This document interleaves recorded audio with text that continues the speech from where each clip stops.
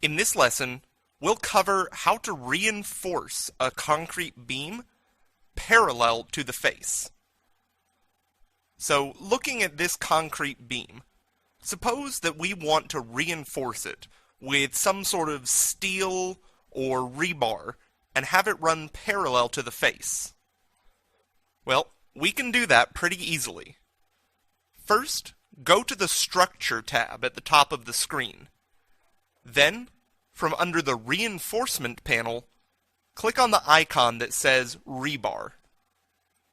Actually, before we place the reinforcement, we should first create a section view facing our beam so we can work with it more easily.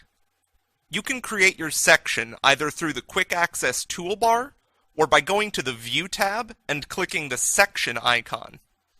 However you go about it, just make sure that you create your section view so that it cuts through the beam that you want to reinforce.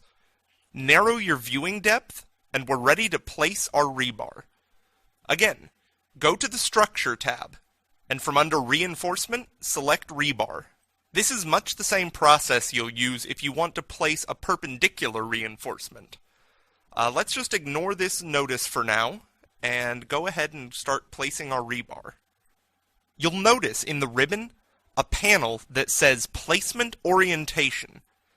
We're going to select Parallel to Work Plane to start placing our rebar. Now in the small toolbar directly above the viewing pane, click the icon with 3 dots.